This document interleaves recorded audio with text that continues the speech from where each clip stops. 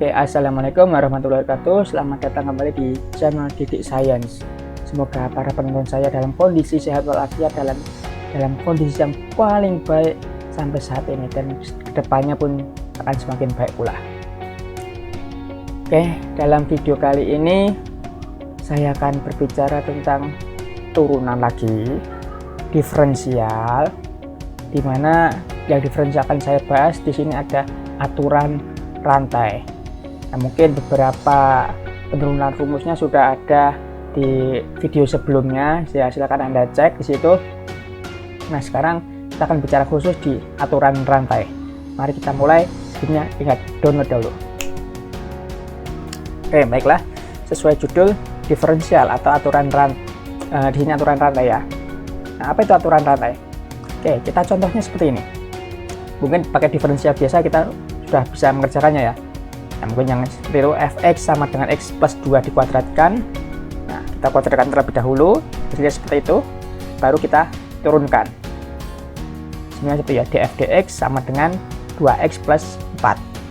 Begitu juga yang ini, x plus 2, hampir sama angkanya, variabelnya x plus 2, sekarang pangkatnya 3. Untung sudah kita hitung, ini untuk sudah kita hitung, x plus 2 kuadrat, sehingga tambah satu lagi pangkatnya, sehingga bisa kita tulis seperti ini ya. X kuadrat plus 4x plus 4 dikalikan x plus 2. Ini kalau kita kalikan, jadi seperti ini. Oh, salah, saya lupa. Di sini saya mengerjakannya pakai U kali V. Boleh juga kalau kita kalikan lagi, tambah ribet lagi. Cuma saya di sini menggunakan perkaliannya, U kali V. Sehingga hasilnya, ya, U aksen V plus U V aksen. Ini U aksen. Ini V, ini U, di sini V aksen. Nah, dan seterusnya ya itu, sehingga kita sederhanakan, isinya seperti ini. Nah, di sini bisa kita kerjakan lebih simpel lagi, yaitu dengan ini tadi, aturan rantai. Seperti apa itu aturan rantai? Nah, kita kerjakan kasus yang sama, contoh yang sama, dengan aturan rantai. Sekarang di sini kita misalkan U sama dengan x plus 2, sehingga fungsinya bisa kita tulis sebagai U kuadrat. Fungsinya asalnya bervariabel x, tapi sekarang karena kita ganti dengan variabel U, sehingga di situ akan ada nanti df du dan du dx. Ya, sehingga di sini ya, ini kita ganti dengan U, sehingga U kuadrat. U-nya sendiri adalah fungsi X. Nah, ini ibaratkan F sebagai fungsi U, tetapi U-nya fungsi X. Sehingga turunan rantai aturannya seperti ini. Kan kita mencarinya df dx turunan F terhadap X. Ya, variabelnya X. Sehingga kita tulis seperti ini. df terhadap U, karena variabelnya U dulu. Kemudian U-nya, di sini adalah variabel X. Sehingga kita cari masing-masing. df per du, 2U, ya kan variabelnya U. 2 turun ke bawah atau ke depan, U-nya berkurang, makanya berkurang 1.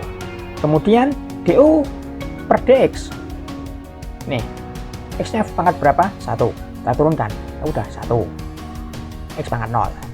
Sehingga kita tulis total di situ, kita tulis dulu itu ya, 2U kalikan 1, tulis kembali U-nya. Atau seperti ini ya, 2x plus 4. Kita bandingkan dengan yang tadi. Sama tidak? Sama, dengan aturan rantai. Begitu juga untuk yang ini. Langsung saja ya di sini. U-nya U pangkat 3. Ya kan? U pangkat 3. Ini misal lagi U-nya ada x plus 2. Sekarang U pangkat 3. Caranya hampir sama kayak tadi. Dan langsung tulis ya di sini, df per dx, df per du, sama du per dx, df du-nya sekarang U pangkat 3. Sehingga turunannya adalah 3U pangkat 2. Du-nya sama kayak tadi, du dx 1. Kita tulis 3U kuadrat kali 1, U-nya kita masukkan kembali, kita sederhanakan, jadilah seperti ini. Dan hasilnya ternyata sama dengan yang awal tadi. Nah, itulah fungsi aturan rantai. Ketika pangkatnya itu lebih besar, kita bisa dengan mudah mencari turunannya. Ini seperti kupas kulit bawang sebenarnya. Kita mulai dari pangkat yang terluar, kemudian masuk. Nah, kita akan terapkan di sini. Ini akar dari X kuadrat min 3. Pangkat terluarnya berapa? Setengah. Ya, oke, kita jalan dulu seperti biasa dulu ya.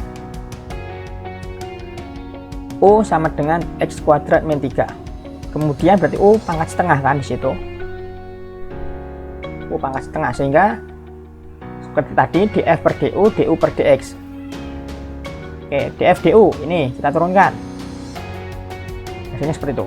Setengah kali U pangkat min setengah. Kurangi 1 ya. Kemudian du dx. U-nya ini X kuadrat min 3. Kita turunkan terhadap variabel X, sehingga jadinya seperti itu. 2X.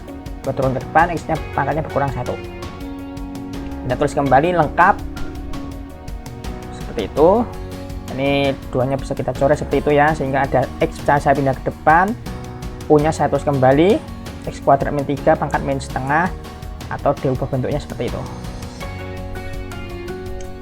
Nah, kemudian di sini ada fx sama dengan sin pangkat 8.